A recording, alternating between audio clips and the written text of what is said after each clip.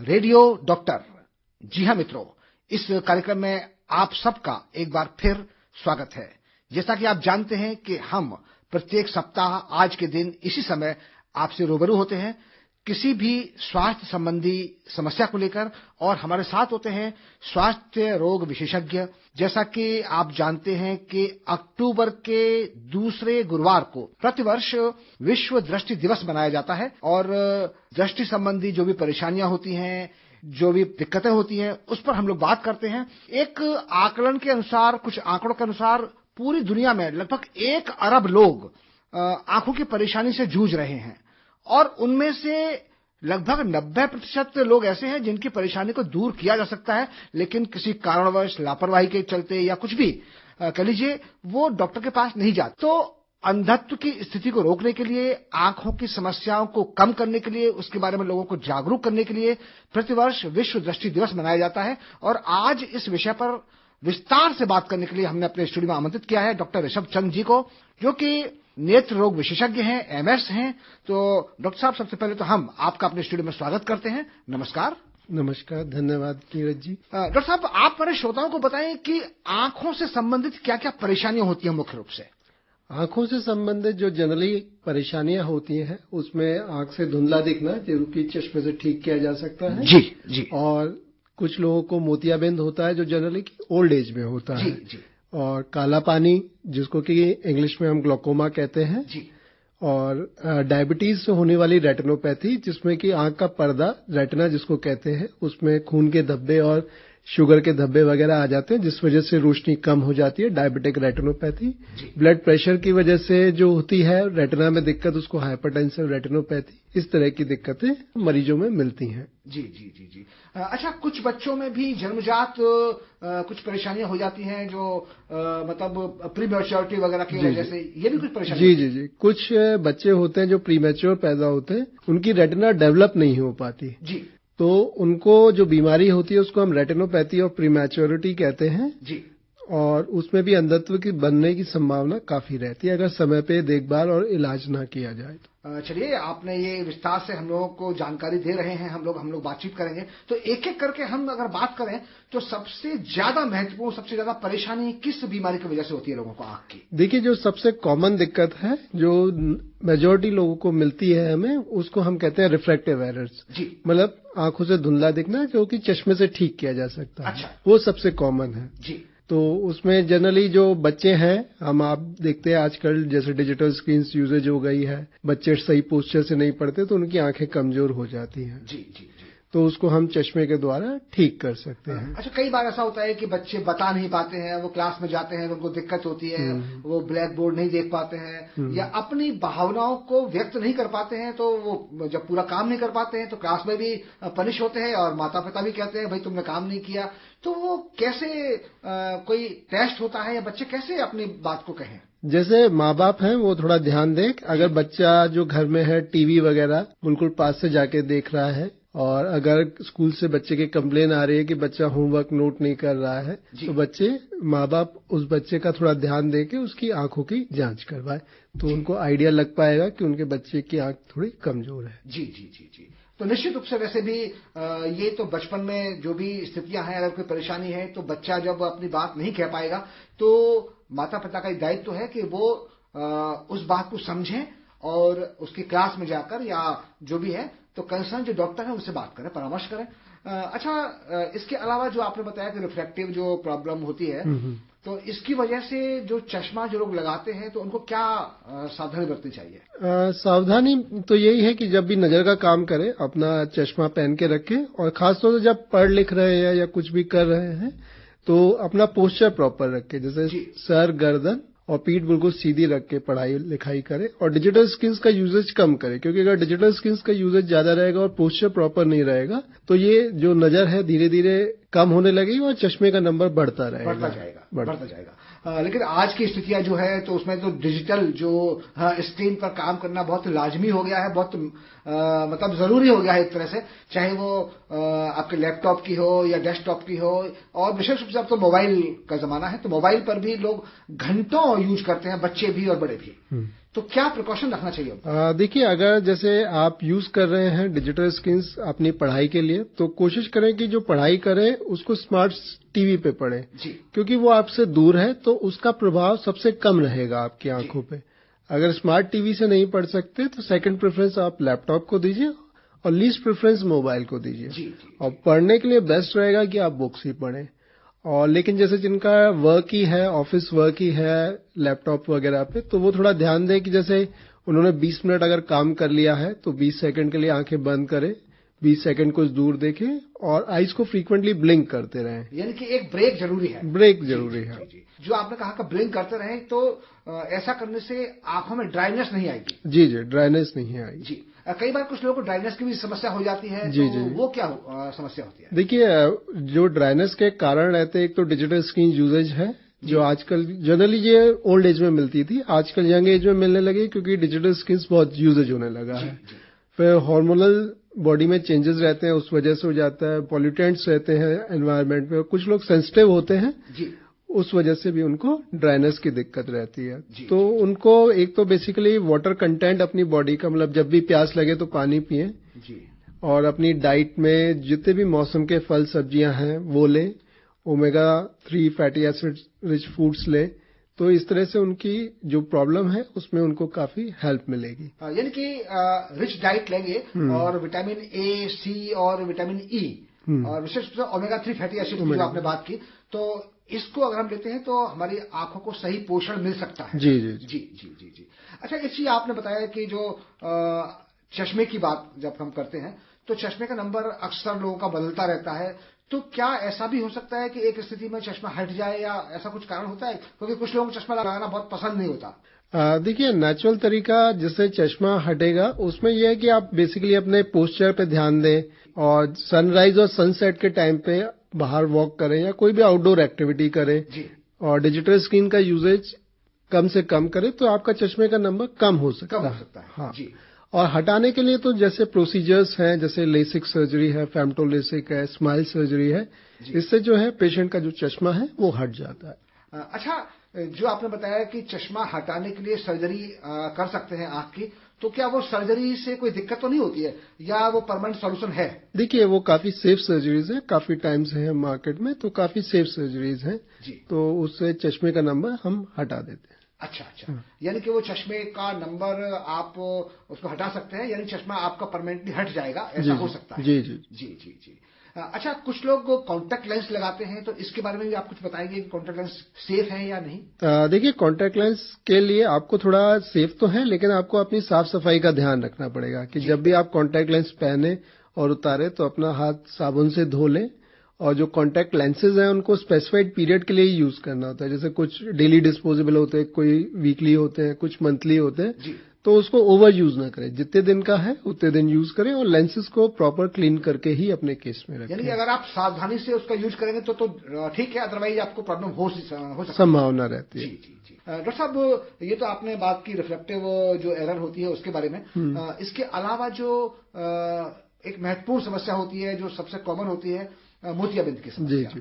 तो उसके बारे में हमारे श्रोताओं को बताएं कुछ। हाँ, देखिए, मोतियाबिंद की जो समस्या रहती है जनरली ओल्ड एज के लोगों में रहती है। उसमें जो हमारा भगवान का दिया हुआ नॉर्मल लेंस रहता है वो नॉर्मली ट्रांसपेरेंट रहता है, पर वो विद एजिंग वो ओपेक हो जाता है जी। तो मरीज को धुंधला दिखना, ग्लेयरिंग होना, इस तरह की दिक्कत होती है जी। तो इसमें अब काफी एडवांसमेंट हो चुके हैं। तो जैसे हम फेको सर्जरी करते हैं, फ्लैक्स सर्जरी करते हैं, लेजर सर्जरी करते हैं, हम उससे जो है जो पेशेंट का मोतिया है उसको हटा के जो आर्टिफिशियल लेंस है वो इम्प्लांट कर देते हैं, जिससे कि मरीज को काफी साफ दिखने लग जाता है। जी जी जी जी। तो ये सर्जरी सेफ है, इसमें कोई दिक्कत नहीं है? नहीं, काफी सेफ सर्जरी है और काफी कॉमनली परफॉर्म सर्जरी है। जी। डॉक्टर साहब, कई बार हम सुनते हैं कि लोग कहते हैं, बड़े बड़े लोग कहते हैं कि मोतियाबिंद पक जाए तब ऑपरेशन करवाना है, तो ऐसा कुछ होता है क्या? देखिए, वो पहले की धारणाएं थी। आजकल हम जैसे लेजर और फेको से करते हैं तो हम ये चाहते हैं कि मतलब जो मोतिया है बहुत ज्यादा ना पके, क्योंकि अगर ज्यादा पकेगा तो हमें ज्यादा फेको एनर्जी यूज करनी पड़ेगी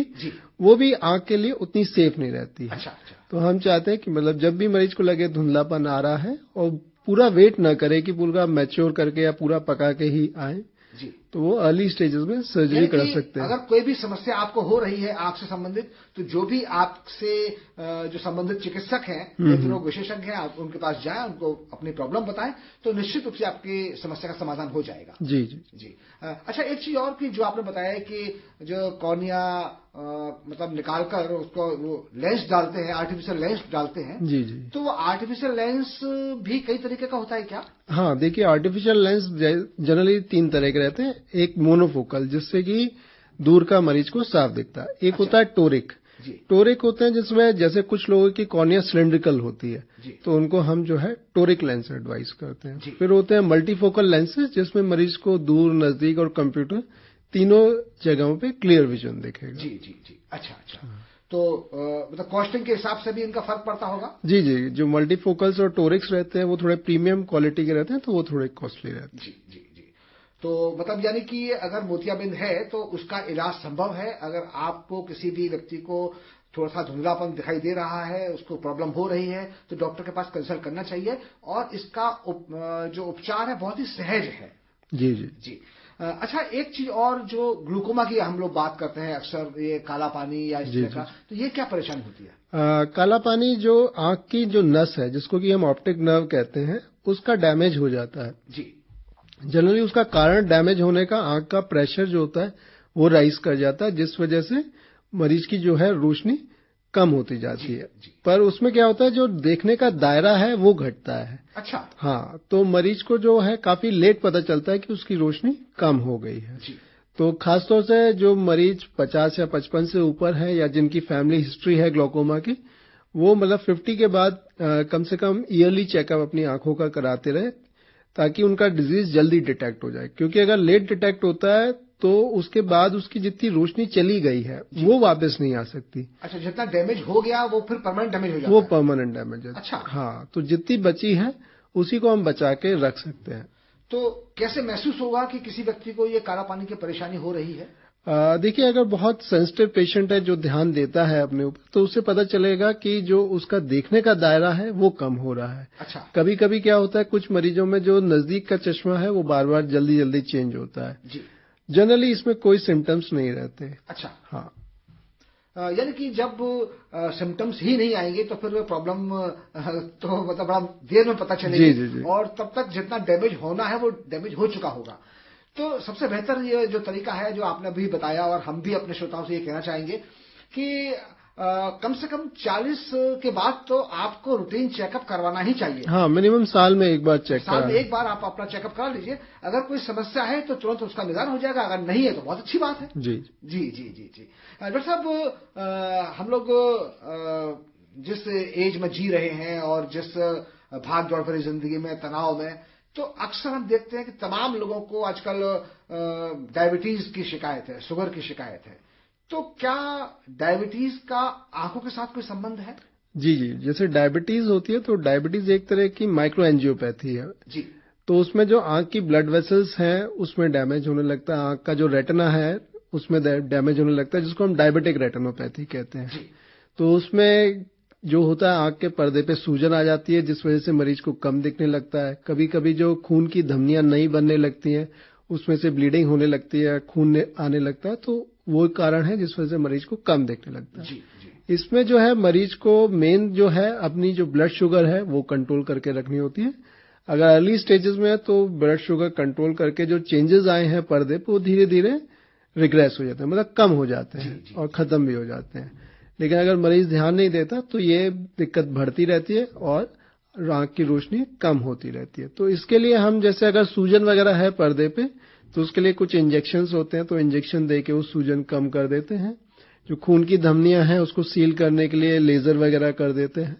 और कभी कभी बहुत एडवांस्ड डायबिटिक आई डिजीज हो जाता है जिसमें पर्दा उखड़ने लगता है। अच्छा। हाँ, तो उसमें फिर पर्दे की सर्जरी करके उसको रिपेयर करते हैं। यानी कि डायबिटीज के जो भी पेशेंट हैं उनको विशेष रूप से अपनी आंखों का ध्यान जरूर रखना है। जी जी। और अगर कहीं भी आपको लग रहा है, और वैसे भी रूटीन में भी आपको अगर डायबिटिक है तो आपको अपने जो भी आई स्पेशलिस्ट हैं, नेत्र रोग विशेषज्ञ हैं, आप उनके पास साल में एक बार जरूर जाएं और अपनी आंखों की जांच जरूर करवाएं। जी जी। अच्छा, एक चीज और में कि अगर किसी को कोई ये दिक्कत हो जाती है रेटिनोपैथी वाली, तो क्या उसका इलाज उपचार संभव है या जो डैमेज हो गया वो भी परमानेंट डैमेज हो गया? देखिए, इसमें अलग अलग लेवल पे है। अगर अर्ली स्टेजेस में केवल सूजन है तो उसमें इंजेक्शन से देके हम सूजन कम कर देते हैं, विजन इंप्रूव कर देते हैं। लेकिन कुछ केसेस उससे भी रिस्पॉन्ड नहीं करते हैं, तो उसमें हम अलग तरह के इंजेक्शंस और कुछ और दवाइयां देके कुछ बेटर करने की कोशिश करते हैं। लेकिन अगर बहुत ज्यादा एडवांस्ड हो गया है और अगर वो काफी प्रोग्रेस कर गया, जैसे विजन, तो कुछ इम्प्रूवमेंट पॉसिबल है, लेकिन 100% नॉर्मल आ पाना एडवांस्ड केसेस थोड़ा डिफिकल्ट होता है। यानी कि अगर बीमारी की शुरुआत में ही अगर आपको पता चल गया है और आपका इलाज हो रहा है तो उपचार संभव है, अदरवाइज दिक्कत हो सकती है। जी। और पेशेंट को वो शुगर भी कंट्रोल रखनी पड़ेगी, क्योंकि अगर हम आंख का इलाज कर रहे हैं, पेशेंट अपनी शुगर का इलाज नहीं कर रहा, तो दिक्कतें दोबारा रिपीट होती रहेंगी और प्रॉब्लम पेशेंट की बढ़ती रहेगी। तो निश्चित रूप से अगर आपको अपनी आंखों को स्वस्थ रखना है तो आपको अपने ब्लड शुगर लेवल को भी मेंटेन रखना पड़ेगा। मित्रों, इस समय आप सुन रहे हैं हमारा साप्ताहिक कार्यक्रम रेडियो डॉक्टर, और आज हम बात कर रहे हैं आंखों की परेशानियों के बारे में, विश्व दृष्टि दिवस के ऊपर। और हमारे साथ हैं डॉक्टर ऋषभ चंद्र, जो कि नेत्र रोग विशेषज्ञ हैं और मास्टर ऑफ सर्जरी हैं। डॉक्टर साहब, अभी हम लोग चर्चा कर रहे हैं, आपने बताया ग्लूकोमा के बारे में बताया, कैटरेक्ट के बारे में बताया। एक और परेशानी होती है कि कई बार लोगों को मतलब धुंधला दिखाई देता है उम्र बढ़ने के साथ साथ, तो ये कोई प्रॉब्लम है या एक नेचुरल ये प्रोसेस है? देखिए, जैसे 40 इयर्स के आसपास जो है लोगों को नजदीक का दिखना कम हो जाता है, जिसको हम प्रेसबायोपिया कहते हैं। जी। उसमें क्या होता है, जो हमारा नॉर्मल लेंस है उसकी जो फंक्शनिंग है वो थोड़ी मसल्स वीक होने की वजह से प्रॉपर नहीं होती, तो इसलिए नियर का फोकस नहीं हो पाता पेशेंट्स। तो उसमें हम पेशेंट्स को एक्सरसाइज और चश्मा बताते हैं, जिससे कि उनका नियर का विजन इम्प्रूव हो जाए। ये जो मस्कुलर डिजनरेशन, मतलब इसी को बोलते हैं क्या? नहीं, मस्कुलर डिजनरेशन इसको नहीं बोलते। मसल्स की वीकनेस रहती है, जैसे आईज को जैसे दूर देखने के लिए और नजदीक जैसे देखेंगे तो उनको आईज को कन्वर्ज करती है, मतलब दोनों मसल्स ऐड करती हैं और मरीज उसको पढ़ पाता है, क्योंकि हम देखते दोनों आईज से हैं, दोनों आईज में इमेज बनती है और फ्यूज वो ब्रेन में होती है। तो अगर मसल्स वीक है तो कुछ देर पढ़ने के बाद या टीवी देखने के बाद भी कुछ लोगों को धुंधलापन हो जाएगा या दर्द हो जाएगा, इस तरह की आई की मसल्स की दिक्कत होती है। तो ये प्रॉब्लम कब होती है, किस स्थिति में होती है ये प्रॉब्लम? देखिए, जनरली जो पढ़ने वाले बच्चों को उनको ज्यादा दिक्कत होती है आई मसल्स की, और जैसे 40 इयर्स के आसपास जो पेशेंट्स हो जाते हैं, लोग हो जाते हैं, उनकी भी आई की जो मसल्स हैं वो फोकस नहीं कर पाती। जी। तो उनमें दिक्कत होती है। जी। तो इसके बारे में सबसे महत्वपूर्ण जो उपाय है वो तो आंखों की एक्सरसाइज। हाँ, आंखों की एक्सरसाइज है। आंखों की एक्सरसाइज है। अगर बहुत ज्यादा अगर मसल्स में इम्बैलेंस हो जाता है तो स्क्विंट डेवलप होता है, जिसमें हम कहते हैं कि मरीज की आंख तिरछी हो गई है, कभी अंदर की तरफ चली जाती है, कभी बाहर की तरफ। उसमें हम जो करते हैं, पहला ट्रीटमेंट करते हैं कि चश्मे का प्रॉपर नंबर दें, मरीज को एक्सरसाइजेस बताएं। अगर उसके बाद भी वो ठीक नहीं होता तो फिर सर्जरी करके आईज को स्ट्रेट करते हैं। जी। डॉक्टर साहब, अक्सर एक चीज के बारे में हम लोग और सुनते हैं, आई फ्लू के बारे में, कि मतलब फ्लू हो गया है, संक्रमण हो गया है, इन्फेक्शन हो गया है, तो ये क्या होता है और किस वजह से होता है? देखिए, आई फ्लू जो है बेसिकली कंजक्टिवाइटिस है जी। वो जो है एयरबोर्न है, जो एयर में मौजूद वायरसेस, बैक्टीरिया वगैरह है, उसकी वजह से ये आई फ्लू हो जाता है। अच्छा। इसमें जैसे मोस्ट कॉमनली तो वायरल ही होता है। जी। वायरस की वजह से वो एयर में काफी फैले रहते हैं। पेशेंट की इम्यून सिस्टम थोड़ा वीक है तो उसमें कंजक्टिवाइटिस हो जाता है, जिसको हम वायरल कंजक्टिवाइटिस कहते हैं। उसमें आंख में लाली हो जाएगी, पानी आ जाएगा, खुजली हो जाएगी, कीचड़ आएगा, इस तरह की दिक्कतें होती हैं। तो उसमें आप जो है प्रॉपर दवा लेके और हाइजीन का ध्यान रखते हुए उसको ठीक कर सकते हैं। यानी कि आप अपनी साफ सफाई रखें और आंखों को भी मतलब उनकी सफाई का भी ध्यान रखें। जी। और कोई ड्रॉप वगैरह जो भी डॉक्टर सजेस्ट करें वो डालते हैं। कई बार हम देखते हैं कि थोड़ी सी भी लालामी आ जाती है या कोई प्रॉब्लम हो जाती है या आंख में कोई दर्द हो रहा है, तो अक्सर लोग बस जाकर केमिस्ट के पास गए, मतलब कोई भी आई ड्रॉप ले ली, उसने दे दी और वो अपना ले आए। तो क्या ये ठीक है, उचित है ये?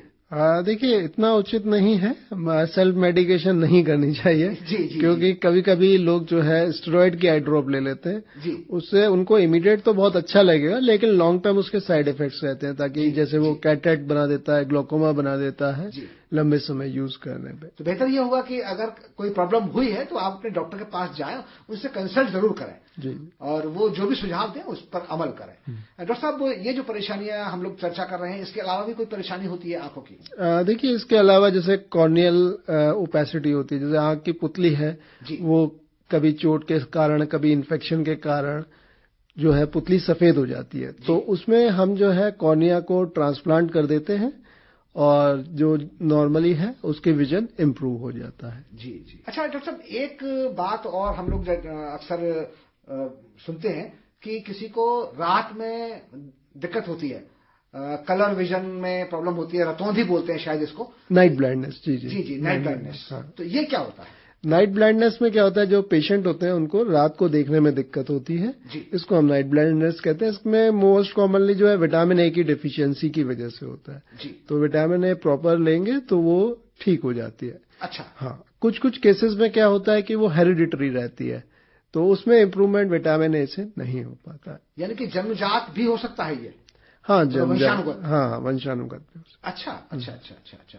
अच्छा डॉक्टर साहब, कई बार हम देखते हैं कि कुछ लोगों में जो उनका जो विजन है, जिसे कहते हैं उनका भेंगापन। हाँ, भेंगापन। तो ये होता है, इसके बारे में क्या कर सकते हैं? भेंगापन के लिए मैंने आपको बताया कि जैसे सबसे पहले उस मरीज का सही चश्मे का नंबर चेक करके दिया जाएगा, आई की एक्सरसाइजेज बताई जाएंगी और रीडिंग हैबिट्स बताई जाएंगी कि किस तरह से पढ़ाई लिखाई करनी है। अगर इससे ठीक हो जाता है तो वेल एंड गुड, अगर नहीं होता है तो फिर सर्जरी करके आईज को स्ट्रेट करते हैं। यानी कि ये प्रॉब्लम सॉल्व हो सकती है? जी जी जी। अच्छा, मतलब किस एज तक ये काम किया जा सकता है या शुरुआत में ही किया जा सकता है? देखिए, जनरली ये बच्चों में होता है भेंगापन, ठीक है ना। तो जैसे डिटेक्ट हो गया है तो उसकी आंखों की चेक करके प्रॉपर चश्मे का नंबर और आई की एक्सरसाइजेज शुरू करेंगे, फिर देखेंगे कि उसका इम्प्रूवमेंट कितना है। फुली इम्प्रूव हो जाता है तो फिर वेल एंड गुड, अगर नहीं होता है तो फिर सर्जरी करके उसको स्ट्रेट कर देते हैं। तो उसकी सर्जरी सुरक्षित है एकदम से, कोई दिक्कत नहीं है? हाँ, सुरक्षित है। जी जी जी।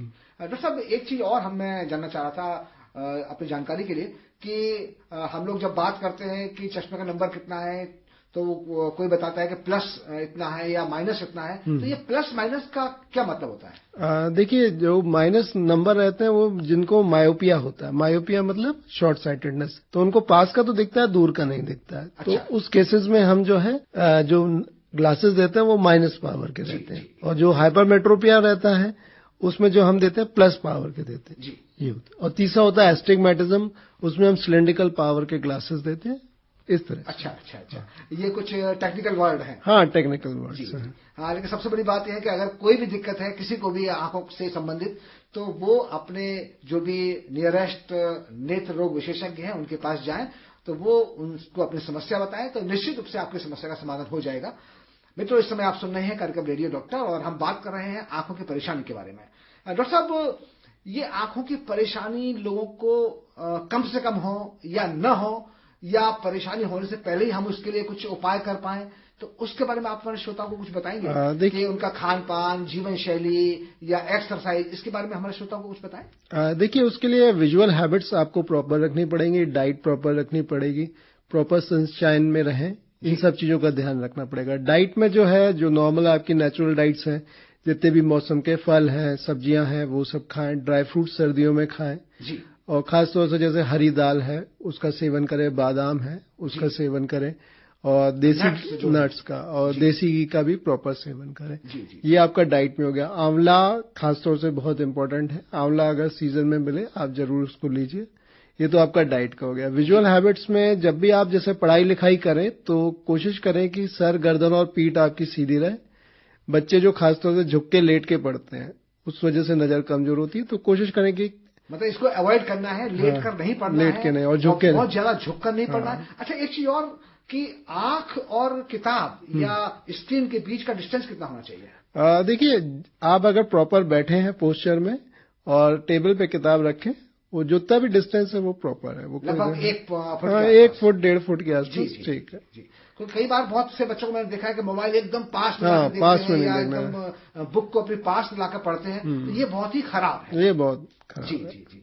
अच्छा, कुछ आंखों के व्यायाम भी होते हैं जिनकी वजह से प्रॉपर रहती हैं? जी, आई की एक्सरसाइजेज रहते हैं जिसमें कि जितने भी आई के मूवमेंट्स हैं, जैसे अप है, डाउन है, राइट लेफ्ट है, ओब्लिक अप, ओब्लिक डाउन, फिर left side oblique up, oblique down, फिर क्लॉकवाइज मूव करना, एंटी क्लॉकवाइज मूव करना, फिर पामिंग मतलब आंखों को रगड़ के आंखों को ढकना, हाथों को रगड़ के आंखों को ढकना, इस तरह के एक्सरसाइजेज हैं, ये कर सकते हैं। फिर कन्वर्जेंस एक्सरसाइजेज होती है जिसमें पेंसिल की नोक को हम दूर ले जाके फिर नाक के पास तक लाते हैं, फिर दूर ले जाते हैं। ये एक्सरसाइजेज कर सकते हैं, काफी हेल्पफुल रहती हैं आईज की सेहत के लिए।